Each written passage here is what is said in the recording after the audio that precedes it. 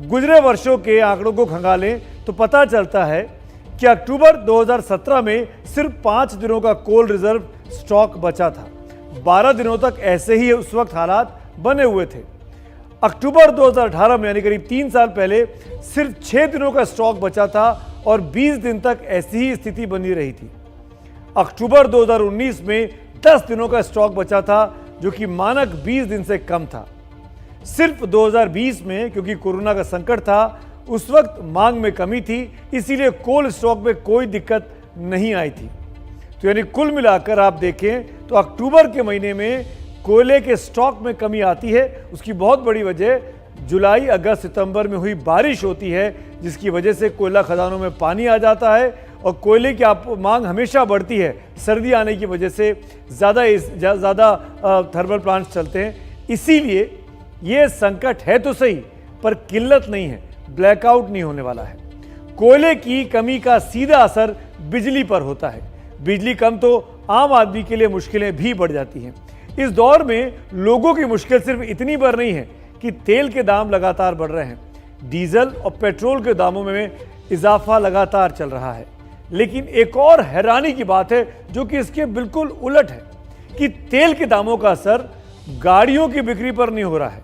यानी दाम तेल के बढ़ रहे हैं और गाड़ियों की खरीद भी लगातार बढ़ती जा रही है। ये उल्टा खेल क्या कहता है? ये कौन सी अर्थव्यवस्था है? आइए समझते हैं। गुवाहाटी में व्यापारी खुश हैं क्योंकि ग्राहक आ रहे हैं। आदमी निकल रहे हैं और परचेजिंग कर रहे हैं। उम्मीद से बढ़िया है। पूजा का मार्केट तो जो सोचा था उससे बढ़िया है। वाराणसी में फूल उगाने वाले खुश हैं क्योंकि मांग बढ़ गई है। फूल कोरोना में तो एकदम नहीं बिका, अब बिक रहा है धीरे धीरे। नवरात्र से थोड़ा बहुत ठीक है, थोड़ा ऊपर नीचे हुआ करता है। ये एकदम बढ़िया। 2 साल से बंद था, लेकिन इस साल खुला है तो जो है अच्छे रोटों में हम लोग को माला मिल रहा है, बढ़िया मिल रहा है माला जो है। बाजार में रौनक लौट रही है, धंधे चमकने शुरू हो गए हैं। लेकिन साथ ही आ रही है एक मुसीबत भी, महंगाई।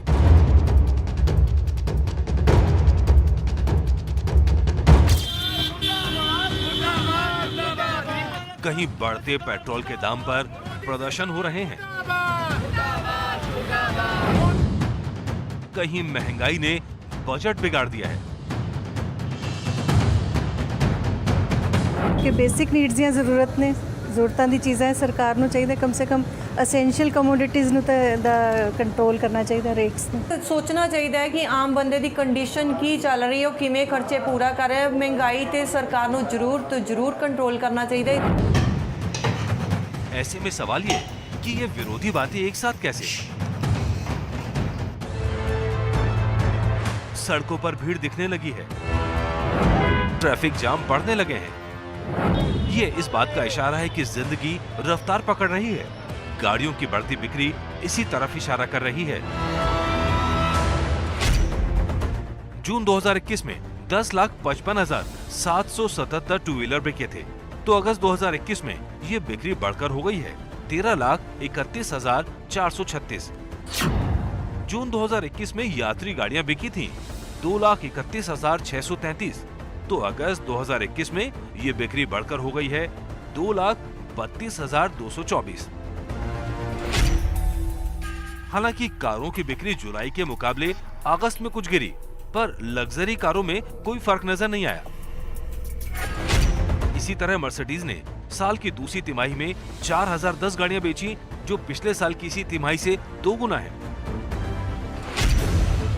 ये हाल तब जब पेट्रोल डीजल के दाम आसमान छू रहे हैं। जून में पेट्रोल के औसत दाम 96 रुपए 52 पैसे थे, जबकि अगस्त में ये बढ़कर हो गए 101 रुपए 74 पैसे। इस वक्त दिल्ली में पेट्रोल के दाम है 104 रुपए 14 पैसे। यानी जून के मुकाबले अगस्त में 7.5 रुपए की बढ़ोतरी हो गई। इसके बाद भी गाड़ियों की बिक्री पहले की तरह बनी हुई है। कोरोना के बाद, पैंडेमिक के बाद लोगों ने पब्लिक ट्रांसपोर्ट का इस्तेमाल करना कम कर दिया है। इसमें ट्रेन और हवाई जहाज और बसेस, इन तीनों से लोग अब कम सफर कर रहे हैं। जो लोग पहले गाड़ी नहीं खरीदते थे, वो लोग भी अब कार खरीद रहे हैं। बाजारों में रौनक बता रही है कि कोरोना काल में पैदा हुई बेरोजगारी अब घटने लगी है। लोग टाली हुई खरीदारी करने लगे हैं, जैसे गाड़ियों की खरीद जो टाल दी गई थी अब हो रही है। साथ ही सरकार ने अपना खर्च बढ़ाया है, ये पैसा घूमकर मार्केट में आता ही है।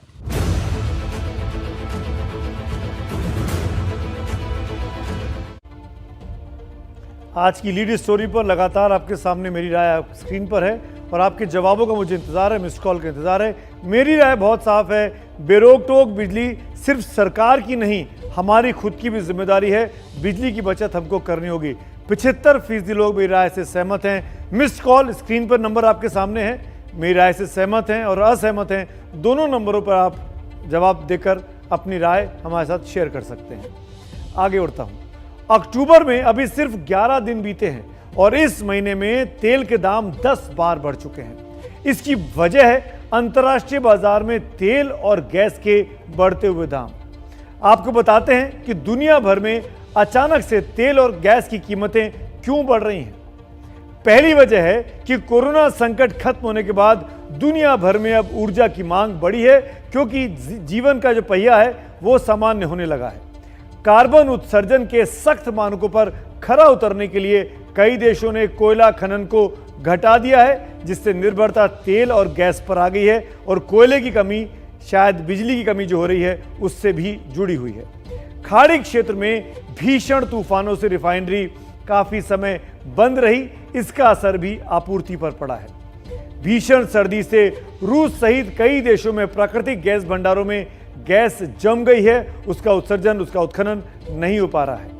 ब्रिटेन सहित तमाम देशों में पवन ऊर्जा का उत्पादन घटा है, इससे भी तेल और गैस पर निर्भरता बढ़ गई है। अमेरिका में तूफानों के चलते तेल की सप्लाई बेहद सीमित रही है इन दिनों में, और साथ ही तेल निर्माता देश अभी तेल का उत्पादन तेजी से बढ़ाने को तैयार नहीं है, इससे दाम बढ़ने तय हैं। तेलों के साथ यही है कि अगर आप जितना तेल जमीन से निकाल लेंगे उसका इस्तेमाल तुरंत होना चाहिए। तेल को आप ज़्यादा लंबा स्टॉक नहीं कर सकते हैं। इसीलिए जब तक मांग स्थायी नहीं होती तब तक तेल उत्पादन करने वाले जो देश हैं, जिनको ओपेक कंट्री कहा जाता है, वो बहुत संभल कर तेल का उत्खनन कर रहे हैं। क्रूड ऑयल के दाम बढ़े तो ये संकट कम होने वाला नहीं है और आप समझ सकते हैं परिस्थितियां और खतरनाक ना हो, इसके लिए बहुत ज़रूरी है कि चाहे वो तेल का इस्तेमाल हो, चाहे वो कोयले का इस्तेमाल हो या फिर बिजली का, यानी ऊर्जा के किसी स्रोत का भी ये बहुत ज़रूरी है कि हमको आपको मिलकर बचत करनी।